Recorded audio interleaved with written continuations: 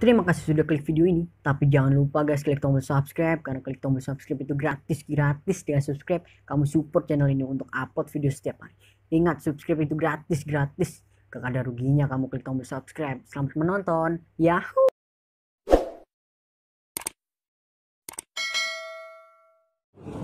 تقريبا صلوا على النبي محمد.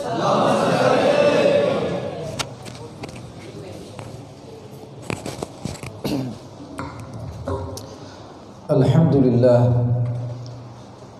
نحمده ونستعينه ونستغفره ونعوذ بالله من شرور أنفسنا ومن سيئات أعمالنا. من يهده الله فلا مضل له ومن يضلل فلا هادي له. أشهد أن لا إله إلا الله وحده لا شريك له، وأشهد أن سيدنا وحبيبنا وعظيمنا وقرة أعيننا ونور قلوبنا محمدا عبده ورسوله. اللهم فصل وسلم وبارك وكرم وعظم ومجد وتكرم وتحنن على سيدنا محمد وعلى آله وصحبه أجمعين. سبحانك لا علم لنا إلا ما علمتنا إنك أنت العليم الحكيم. رب اشرح لي صدري ويسر لي أمري واحلل عقدة من لساني يفقه قولي وسدد لساني واهدي قلبي بجاه النبي والآل والصحب. اللهم إني أعوذ بك من علم لا ينفع وعمل لا يرفع وقلب لا يخشع ودعاء لا يستجاب لها. وصل اللهم بجمالك وجلالك على سيدنا محمد وارزقنا كمال المتابعة له ظاهرا وباطنا في عافية وسلامة والحمد لله رب العالمين. Pada saat itu baginda Rasul sallallahu alaihi wasallam bersedih. Lalu sebagian daripada keluarganya bertanya, apa yang membuat Rasul sallallahu alaihi wasallam bersedih?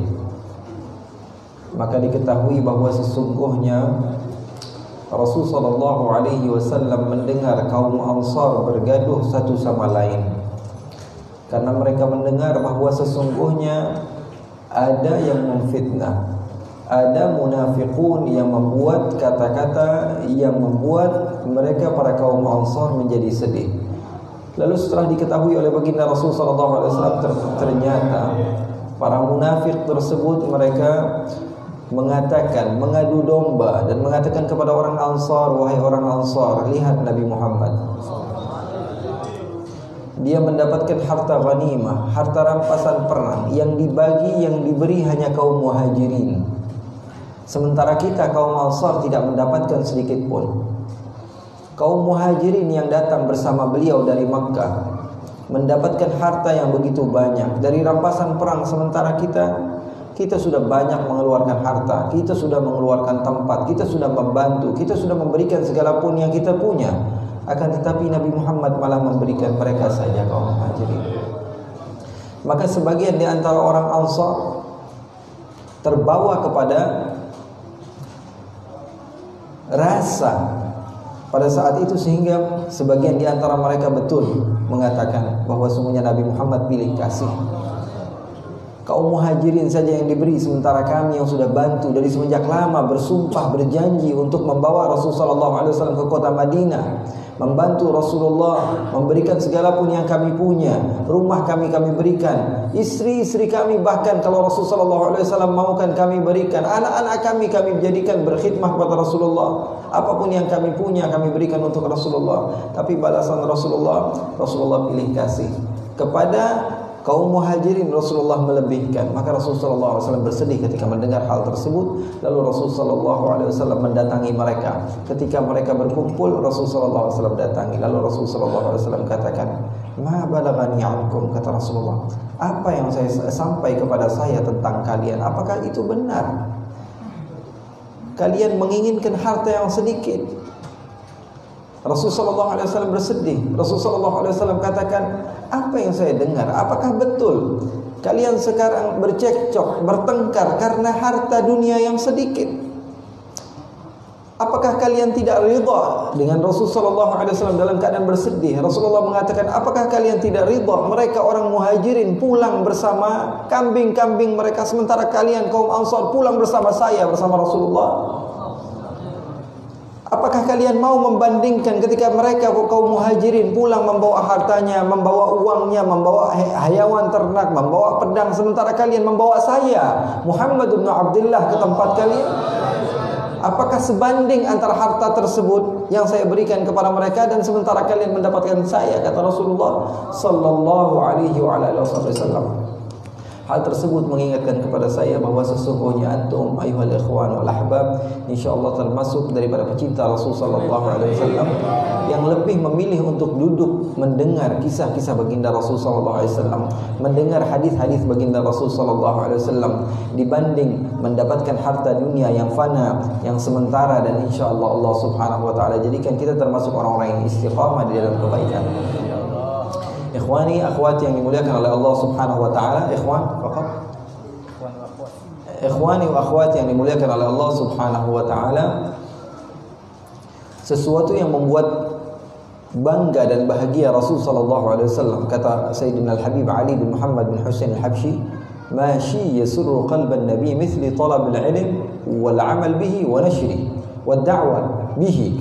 Sayyidina Al-Habib Ali Al-Habsyi, beliau mengatakan tidak ada yang membuat Rasul sallallahu alaihi wasallam lebih bahagia seperti orang yang berkumpul kemudian belajar ilmu dan mengamalkan ilmu dan berdakwah dengan ilmu, berdakwah dengan ilmu. Itu adalah hal yang paling membuat baginda Rasul sallallahu alaihi wasallam bangga dan bahagia. Oleh karena itu kita hadir di tempat ini, insyaallah kita membahagiakan hati baginda Rasul sallallahu alaihi wasallam. Apalagi banyak dalam hadis yang sahih Rasulullah sallallahu alaihi wasallam mengatakan, "Uridat alayya a'malu ummati," kata Rasulullah, sampai kepadaku amalia umatku, kata Rasulullah sallallahu alaihi wasallam. Dan sekarang pada malam hari ini alhamdulillah Allah memberikan saya kesempatan dan kebahagiaan saya bisa berziarah, bersilaturahmi kepada saudara saya, guru kita bersama Al-Habib Muhammad bin Mustafa Al-Attas. Mudah-mudahan Allah Subhanahu wa taala berikan keberkahan beliau kepada kita dan senantiasa mentarbiyah kita, dan Allah Subhanahu wa taala menjaga beliau sehingga senantiasa mampu menunjukkan kepada kita jalan yang benar. Ikhwani, akhwati yang dimuliakan oleh Allah Subhanahu wa taala, Al-Habib Umar bin Abdurrahman Al-Attas adalah tokoh keilmuan yang menjadikan Al-Habib Abdullah bin Ali Al-Haddad bahkan mengatakan bahwa sesungguhnya setiap malam saya tidak berdoa kecuali Allahumma arhamni bitawadhu'i Umar. Ya Allah, saya meminta kepadamu untuk supaya disayangi dengan berkah siapa? Ketawadhu'an guruku Umar bin Abdurrahman Al-Attas. Al-Habib Abdullah bin Ali Al-Haddad beliau senantiasa berdoa seperti itu. Kenapa? Karena beliau tahu maqam daripada gurunya yang begitu hebat, guru yang begitu alim, guru yang begitu tawadhu. Bahkan dikatakan bahwa Al-Abi Alawi tidak ada yang tawadhu seperti tiga orang, diantaranya Al-Habib Umar bin Abdurrahman Al-Attas. Sehingga muridnya ini yang masih muda, yang usianya masih sekitar 25-26 tahun, Al-Imam Al-Haddad, ketika mendatangi sepuh Al-Habib Umar bin Abdurrahman Al-Attas, datang meminta ijazah untuk dipakaikan khirqah. Apa kata Imam Al-Habib Umar bin Abdurrahman Al-Attas? Albisni ulbisak. Kamu dulu yang memakaikan saya, baru saya akan memakaikan kamu. Meminta ijazah, kata Al-Habib Umar apa? Kamu yang memberikan saya ijazah, baru saya akan memberikan kamu ijazah. Ketawadhuan yang begitu besar karena memiliki.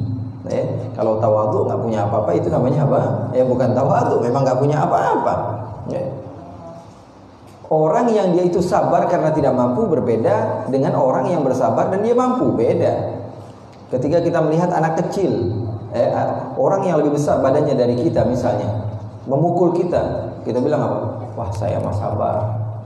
Saya sabar, kita nggak mau balas. Padahal badan kita kecil sekali, kurus, tidak punya tenaga sama sekali.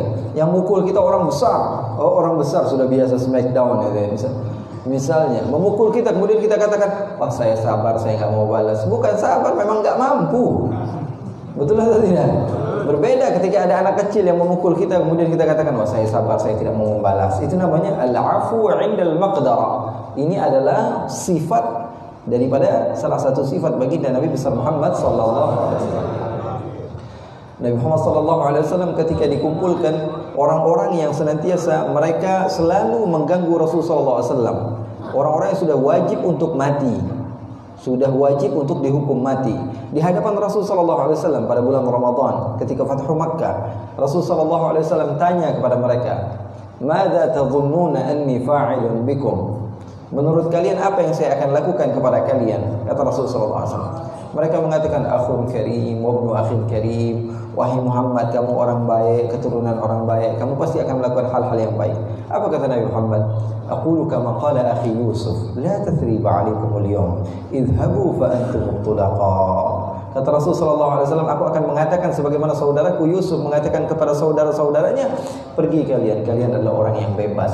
Padahal di dalam khayalan Rasulullah masih terngiang orang yang Rasulullah maafkan ini dahulunya adalah orang yang meludah kepada Rasulullah SAW ketika Rasulullah sholat di tempat yang sama. Akan tetapi ketika mampu Rasulullah SAW masih memaafkan. Itu namanya al-afu 'indal maqdarah. Rasulullah mengampuni, memaafkan. Ketika Rasulullah SAW mampu, itu adalah pahalanya begitu besar di sisi Allah Subhanahu wa taala. Ketika Rasulullah rihlah ke Taif, kata Sayyidul Habib Umar, wa ata thaqifan faramawhu bil ahjari bal aghraw bihi sibyana malakul jibali ata faqala atbiquha faqala la bal artajil uqbana. Apa katanya? Ketika Rasulullah SAW mendatangi Taif, ketika itu Rasulullah SAW dizalimi dan Rasulullah SAW mampu untuk membalas, malaikat datang menawarkan kepada Rasulullah SAW untuk di bumi hanguskan ini mereka kaum Taif. Apa kata Rasulullah? Allahumma hadi qaumi fa innahum la ya'lamun. Ya Allah, berikanlah hidayah kepada kaumku karena mereka tidak tahu siapa saya. Rasulullah SAW berdakwah, berjuang, sehingga Rasulullah SAW pernah sampai suatu saat ketika di dalam peperangan Uhud, Rasulullah sehingga berkata, kaifa yuflihu qaumun khadabu wajha nabiyihim wa huwa yad'uhum ila rabbihim. Bagaimana mungkin akan sukses seorang guru yang mengajak ke surga tapi dizalimi? Seorang guru yang mengajak kamu kepada kebaikan, mengajarkan kepada kamu kebaikan, akan tapi disuudhani, diprasangka buruk kepadanya, dikatakan hal-hal yang tidak benar kepadanya. Maka orang-orang yang ada seperti itu tidak beda jauh seperti Abu Jahal dan Abu Lahab. Orang-orang yang seperti itu tidak ada beda jauh seperti Abu Jahal dan Abu Lahab. Oleh karena itu, ikhwani akhwat yang dimuliakan oleh Allah Subhanahu wa taala, malam ini malam yang penuh dengan keberkahan, malam yang saya senantiasa katakan kepada diri saya dan kepada ikhwan saya, keluarga saya, sahabat-sahabat saya katakan kalau saya ke Tegal, saya maunya mampir ke tempat Al-Habib Muhammad. Karena dari awal saya masuk ke Tegal, selain untuk berdakwah, saya senantiasa dulu dari semenjak kecil memang sering ziarah-ziarah sama orang tua kalau sudah bulan Sya'ban. Akan tapi untuk ziarah dakwah, pertama kali Al-Habib Muhammad yang mengundang saya ke Tegal, maka saya tidak akan lewat Tegal kecuali saya akan mampir di majlis ta'lim beliau. Ikhwani, pengajakan kepada kebaikan pahalanya begitu besar. Di dalam hadis yang kalian baca, yang pelajari, bahwa Rasulullah SAW bersabda, man dalla ala khairin falahu ajru mithli fa'ilihi. Riwayat Imam Muslim, juga diriwayatkan dalam kitab Riyadhus Shalihin daripada sahabat Nabi Muhammad SAW, Abu Mas'ud Uqbah ibni Amr Al-Khazraji Al-Ansari. Riwayat ini menceritakan bahwa sesungguhnya orang yang mengajak kepada kebaikan, dia akan mendapatkan pahala serupa. Memang tentu tidak sama, akan tetapi kesamaan tersebut di dalam segi pahala. Walaysat min kullil wujuh, tentu beda. Kata Rasulullah SAW, surat Al-Ikhlas ta'dilu thulutsal Quran. Baca satu kali surat Al-Ikhlas sama seperti apa? Kamu membaca sepertiga Al-Quran. Sama tapi tak sama. Sama tapi tidak serupa, sama tapi tidak serupa. Jadi akan tapi pahalanya sama. Tapi tentu beda orang yang setiap hari membaca Al-Quran, dia mau menghabiskan 30 juz, matanya melihat, lisannya membaca, telinganya mendengar, berbeda dengan orang yang hanya membaca surat Al-Ikhlas 3 kali, tentu berbeda. Akan tetapi pahalanya sama. Orang yang cinta kepada surat-surat, dia bilang, wah saya mah mau bacanya surat Al-Ikhlas saja. Karena apa? Pahalanya begitu besar. Salat subuh, Allahu Akbar, setelah Fatihah, Bismillahirrahmanirrahim, Qul huwallahu ahad. Salat zuhur, Qul huwallahu ahad lagi. Salat maghrib, Qul huwallahu ahad lagi. Salat Isya. Kenapa kamu? Apakah kamu tidak hafal bacaan yang lain? Oh, saya mah cinta sama surat Al-Ikhlas. Dia bilang, ya. Kenapa kamu enggak baca surat yang panjang-panjang? Dia bilang, saya enggak, saya cintanya sama surat Al-Ikhlas. Hal serupa seperti ini pernah terjadi kepada sahabat, ikhwani. Pernah terjadi kepada sahabat Nabi. Jadi Rasulullah SAW mengutus satu sahabat Kemudian setiap sholat ini bacanya hanya surat Al-Ikhlas. Jadi sebagian orang itu suka sebenarnya sih ya. Sebagian orang jadi makmum itu suka sebenarnya. Oh ini imam bacanya surat Al-Ikhlas, ya, sholat isya, sholat subuh nih, apalagi ngantuk-ngantuk nih bacanya kulhu doang. Kira-kira senang apa enggak? Sebagian orang suka, tapi sebagian orang itu terkadang tidak akan pernah semua orang mampu ridha kepadamu. Makanya dikatakan wa'inur ridha, dikatakan apa? Ridhan nas ghayatun la tudrak. Ridhan nas ghayah la tudrak. Itu adalah puncak, semua orang suka kepadamu, itu adalah puncak yang tidak akan pernah mampu digapai. Itu catat tuh, ya. Ridhonya semua manusia, semua orang suka sama kamu, itu adalah puncak yang tidak akan pernah mampu digapai. Karena apa? Karena sekelas Nabi Muhammad saja ada yang musuhin. Bahkan sekelas Allah Subhanahu wa ta'ala, la mathila lahu, ta'ala Allahu an syabih. Allah saja dibilang punya anak. Allah saja difitnah punya anak. Ini nggak mau difitnah. Wah, saya emang nggak mau difitnah, nggak rela saya dibilang begini, saya dibilang begitu. Allah saja dibilang punya anak. Allah pencipta kita dikatakan bahwa memiliki putra. Oleh karena itu, ikhwani, ridwan nas ghayatun la tudrak. Ridha semua orang itu adalah puncak yang tidak akan pernah mampu dicapai. Tidak akan pernah mampu dicapai. Siapapun kita, apapun yang kita lakukan, maka pasti sebagian orang tidak akan suka. Rasulullah mengirim sahabat Nabi namanya Mu'adz bin Jabal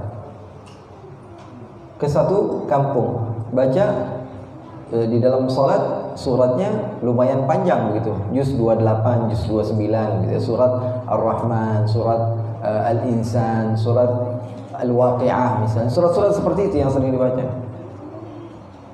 Ketika Sayyidina Mu'adz membaca surat-surat seperti itu, datang orang kampung itu ke Rasulullah. Ya Rasulullah, ini apa-apaan imam yang dikirim ya Rasulullah?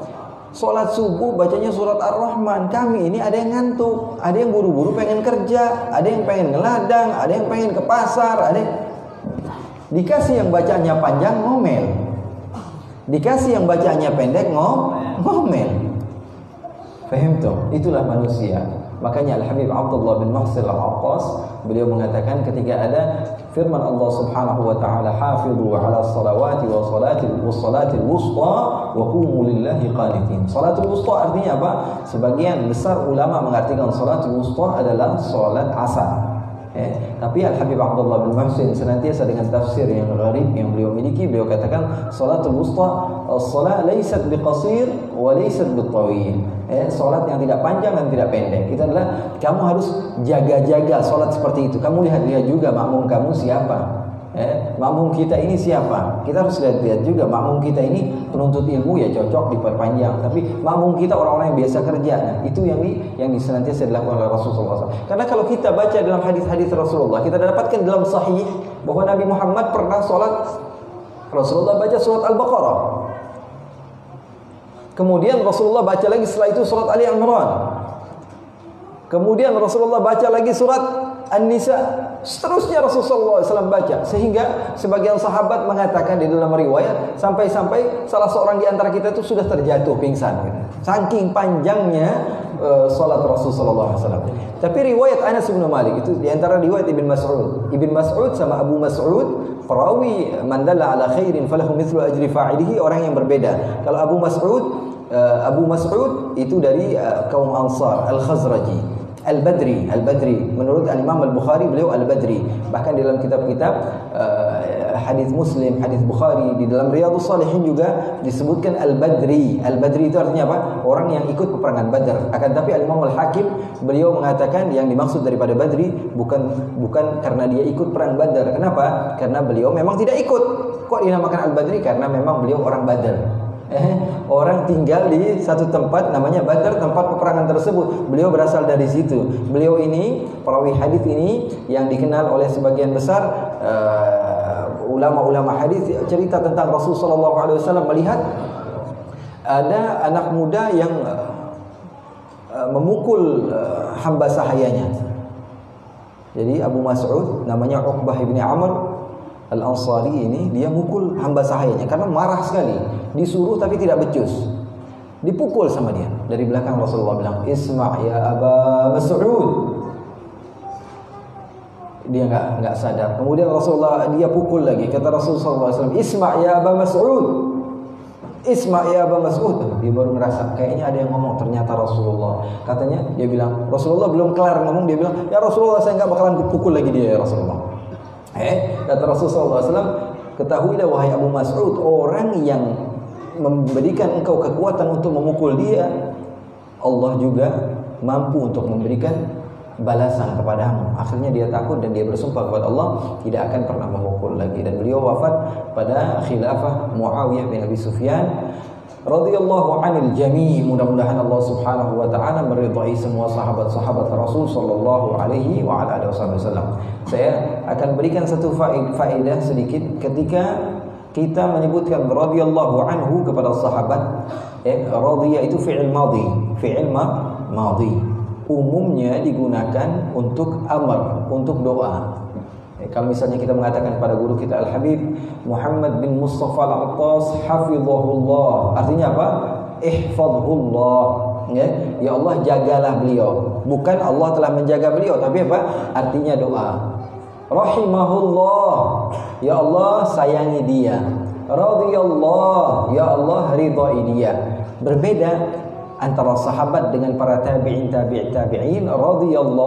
Radhiya fi'il madhi bimakna al-amr untuk selain sahabat. Tapi kalau untuk sahabat, karena mereka memang sudah mendapatkan ridha daripada Allah, Allah katakan radhiyallahu anhum wa radu an. Artinya apa? Mereka sudah mendapatkan predikat ridha dari Allah, maka tepat kalau kita katakan radhiyallahu anhu. Abu Bakar As-Siddiq radhiyallahu anhu, radhiya fi'il madhi bimakna al-madhi, bukan fi'il madhi bimakna amr. Ikhwani yang dimuliakan oleh Allah Subhanahu wa taala, ridwan nas ghayatun la tudrak. Rasul sallallahu alaihi wasallam mengirim sahabat ini, dia membaca apa? Membaca surat Al-Ikhlas di setiap salatnya, sehingga semuanya komplain. Ya Rasulullah, ini kenapa kok saya didatangi, dikirim guru dari engkau ya Rasulullah, kok bacanya surat Al-Ikhlas di dalam peperangan? Bacanya surat Al-Ikhlas saja. Marah. Dikirim yang bacanya suratnya agak panjangan, marah juga. Dikirim guru yang membaca surat agak panjang juga marah. Sampai-sampai Rasulullah panggil Mu'adz bin Jabal. Rasulullah katakan, "Afattanun anta ya Mu'adz?" Kamu mau bawa fitnah kepada agamaku wahai Mu'adz? Saya senantiasa membayangkan Rasulullah melihat ada muridnya yang jadi imam, baca suratnya agak panjang, dibilang pembawa fitnah, bikin orang lain jauh dari agama. Gimana para pendakwah zaman sekarang? Kalau saja sekelas Mu'adz bin Jabal salahnya karena dia memperpanjang bacaannya di dalam salat, Rasulullah katakan, "Afattanun anta ya Mu'adz?" Apakah kamu mau menjadi pembawa fitnah di dalam agamaku wahai Mu'adz? Bayangkan sekarang orang-orang yang berbeda pendapat di dalam satu hal yang terkadang dia tidak mengetahui isi daripada apa yang dibedakan, akan tetapi dia sudah bertengkar duluan sebelum dia mengetahui hakikatnya, sehingga membuat perpecah belahan di antara satu sama lain. Oleh karena itu ikhwani, Rasul sallallahu alaihi wasallam dalam riwayat tadi bahwa Rasulullah memperpanjang salatnya. Riwayat Anas bin Malik, Rasul sallallahu alaihi wasallam beliau mengatakan, "Ma raaitu," aku tidak pernah melihat orang yang lebih cepat salatnya dari Rasulullah. Allahu akbar, baca Al-Fatihah. Setelah itu tumanina, Allahu akbar, tumanina. Sami Allahu liman hamidah, tumanina. Allahu akbar, tumanina. Beliau sampai mengatakan, saya tidak pernah melihat orang yang sholatnya lebih cepat dari Rasulullah. Ini hadis. Yang tadi hadis, gimana dong? Yang tadi hadis Rasulullah senantiasa memperpanjang bacaannya dalam sholat. Ini hadis lagi Rasulullah, dikatakan Anas bin Malik setiap hari di rumah Rasulullah. Setiap hari di rumah Rasulullah. Yang sering di rumah Rasulullah ini diantaranya Anas bin Malik, Zaid bin Haritha, kemudian ibn Mas'ud, Abdullah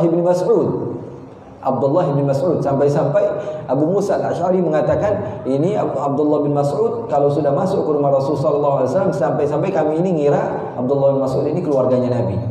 Main masuk-masuk aja gitu, nggak ada kayak ada mahram gitu sama keluarga Rasul sallallahu alaihi wa ala alihi wa sahbihi wasallam.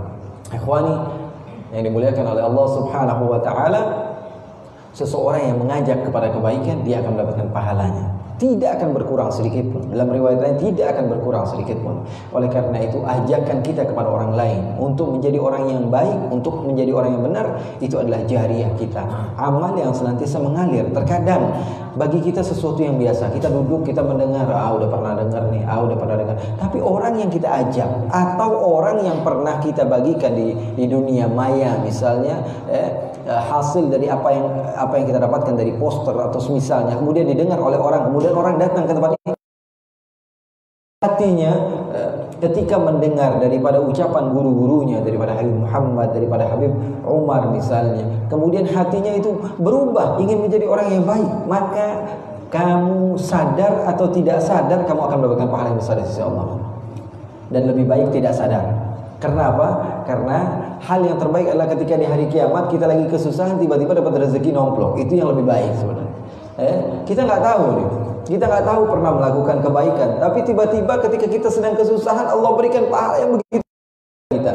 Oh, kamu pernah melakukan ini, kamu pernah melakukan ini, kamu pernah melakukan ini. Ya, Rasulullah SAW mengatakan, niyatul mu'min khairum min amali. Niat seorang mukmin lebih baik daripada amalnya. Artinya apa? Ya udah, nggak usah amal-amal deh, niat aja terus-terusan. Enggak juga begitu. Karena sesungguhnya segala sesuatu tanpa ada niat susah. Makanya Al-Habib Ahmad bin Hasan Al-Attas beliau mengatakan, al-insan lahu janahan yatiru bihima kaifa ma syaa, al-himmah wan niyyah. Kata beliau, niat dan himmah adalah sayap bagi seseorang ketika dia ingin terbang. Terbang harus punya dua sayap. Yang pertama apa? Adanya niat, kemauan. Harus dicatat, oh saya mau ini, mau ini, mau ini, mau ini, mau ini. Kemudian setelah itu dilakukan, bukan hanya niat saja. Saya pengen ke Pekalongan, pengen ke Pekalongan. Duduk saja ngomong, pengen ke Pekalongan, pengen ke Pekalongan. Sampai nggak kira-kira? Nggak bakal sampai. Nggak bakal sampai. Walau saya serius nih, pengen ke Pekalongan, pengen ke Pekalongan. Pengen jadi orang alim. Jadi orang alim, jadi orang alim, jadi orang alim. Bisa jadi orang alim? Tidak akan pernah bisa. Walaupun ada niat.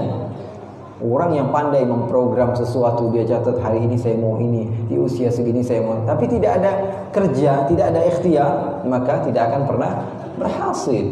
Tapi pekerjaan tanpa di-manage, tanpa diprogram juga sama, berantakan.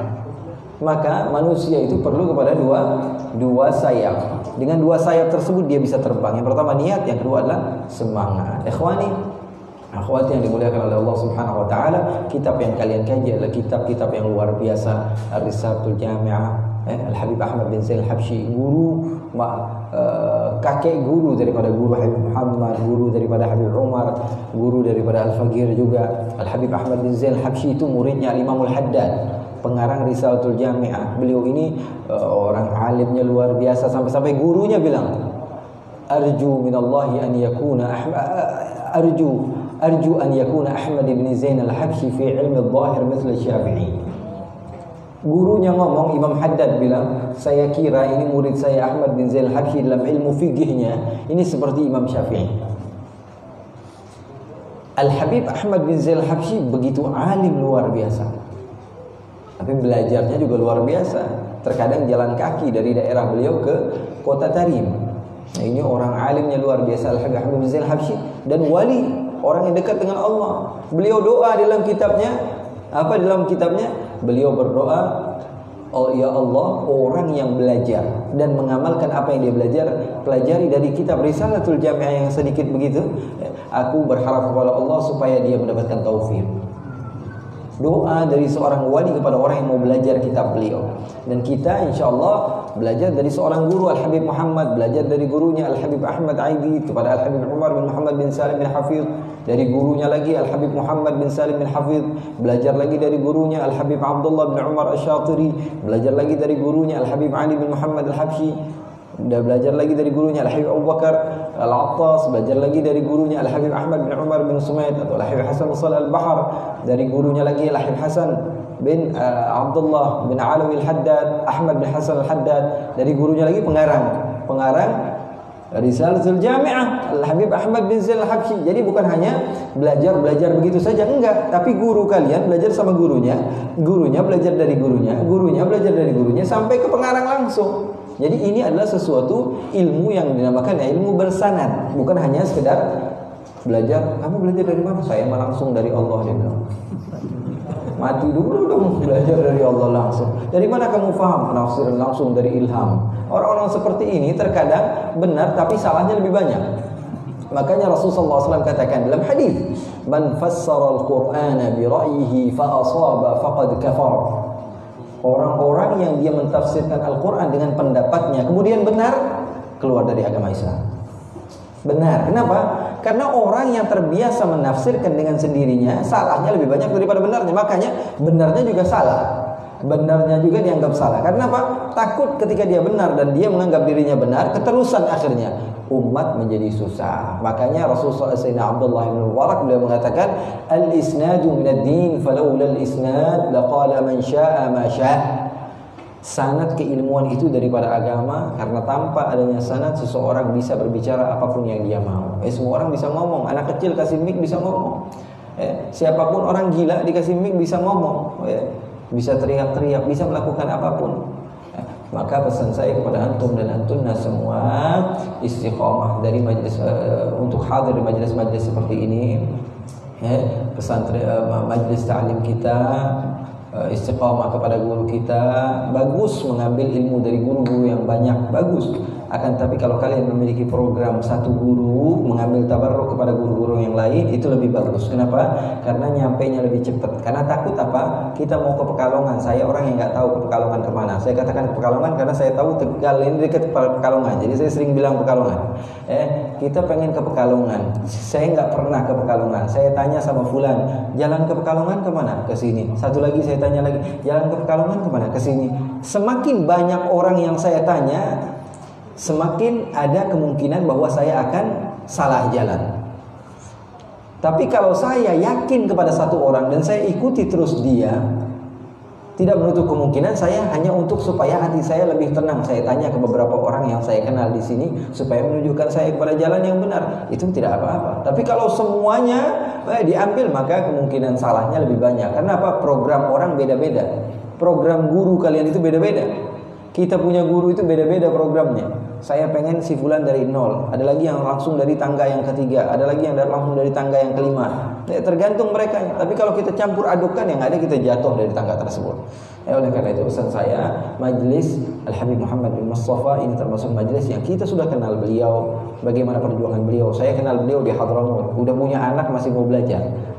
Sudah punya anak, sudah jadi guru sekolah. Pergi ke Hadramut masih belajar.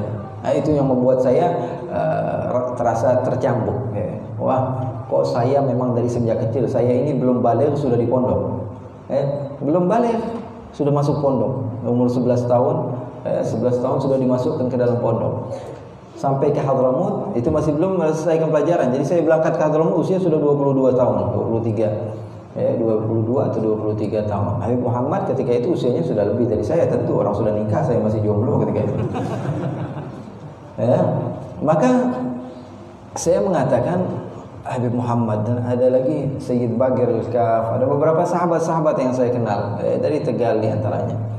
Mereka masih semangat mau belajar dari jambu kami. Saya dari kecil belajar kok, saya malas-malasan. Sementara mereka ini memang belajar di Indonesia, akan tapi sudah memiliki istri, sudah memiliki putra-putri, kemudian berangkat ke Hadramut dan belajar di sana, meninggalkan keluarganya. Ini adalah perjuangan yang begitu luar biasa. Oleh karena itu, ikhwani, akhwati yang dimuliakan oleh Allah Subhanahu wa taala, pesan saya sekali lagi, cari guru yang jelas keilmuannya. Karena semakin banyak guru, semakin orang tersebut kemungkinan akan salah. Tapi bukan berarti bahwa semuanya saya membatasi, tidak. Guru tabarruk itu perlu. Kita mengambil sanad keilmuan. Contohnya Al-Faqir walillahil hamd bersama para masyayikh, para habaib. Dia mengambil di antaranya kitab Riyadhus Shalihin. Kita mendapatkan ijazah karangan-karangan Al-Imam An-Nawawi dari Syekh Muhammad Sa'id Ramadan Al-Buti dari Syam.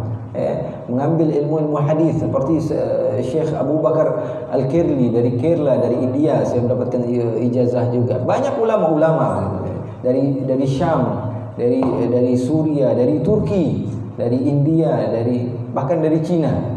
Banyak ulama-ulama yang kita mengambil ijazah dari mereka. Iya, bagus itu, mengambil tabarruk, karena kita menghormati ulama. Kalau bukan menghormati ulama, mau ngapain lagi kita hidup di dunia? Kata Imam Syafi'i, "Falau lam takunil ulama awliya, falaysa lillahi min wali." Kalau ulama kita tidak sebut wali, siapa lagi wali di bumi ini? Ayo, Kalau ulama kita tidak sebut wali, lalu siapa lagi wali di muka bumi ini? Aulia Allah, wali-wali Allah adalah orang-orang alim, orang-orang yang mengenal kepada Allah Subhanahu wa taala. Oleh karena itu saya ulang sekali lagi pesan saya kepada antum dan antumna semua untuk istiqamah di majlis ini, senantiasa mengambil ilmu dari beliau. Bolehlah sekali-sekali belajar di alam gaib dari YouTube atau Facebook, boleh ya, sekali-sekali boleh, tapi harus kita minta petua dari guru kita, si fulan bin fulan ini bagus atau tidak, si fulan bin fulan ini bagus atau tidak Habib kalau diambil ilmunya, karena mereka lebih pengalaman di dalam masalah ini, karena setiap hari mereka di dalam ilmu dan dakwah, sementara kita setiap hari di motor, mobil, sama di pasar. Jadi apa? Kita wajar dan berhak, bukan sesuatu yang salah kita bertanya kepada mereka tentang urusan agama kita. Dan saya berharap kepada Allah Subhanahu wa taala, Allah Subhanahu wa taala memberikan kesempatan bagi saya untuk mendapatkan kemuliaan bisa datang lagi ke majelis-majelis seperti ini, khususnya majelis guru kita bersama Al-Habib Muhammad bin Mustafa Al-Attas bersama para habaib. Ada juga Habib Syauqi Al-Kaf dari Palembang, kakak saya ikut serta di sini. Mudah-mudahan Allah Subhanahu wa taala jadikan perjalanan kami ini perjalanan yang penuh dengan keberkahan. Dan Rasulullah SAW mengatakan orang yang musafir itu doanya akan terkabul. Maka saya ini safar dari Bandung tadi jam 4 jam 4 sore baru jalan. Alhamdulillah 6.30 tadi sudah masuk Tegal. Jadi sekitar 2 jam setengah sudah sampai. Kalian bayangkan berapa ngebutnya tadi ya, sekitar sampai 180 sampai 200. Tapi tidak mengapa, karena saya ingin mendapatkan keberkahan. Takut sekali kalau terlambat, nanti diomelin Habib Muhammad. InsyaAllah Allah Subhanahu wa ta'ala, sebagaimana Rasulullah SAW katakan, orang yang musafir itu doanya akan dikabulkan oleh Allah. Satu permintaan saya, ya Allah berikanlah kepada mereka yang hadir husnul khatimah. Karena husnul khatimah adalah sesuatu yang sulit untuk digapai. Maka doa saya kepada antum semua dan kepada diri saya sendiri, bukan melihat bahwa si fulan ini adalah habib atau si fulan ini adalah da'i, si fulan tidak.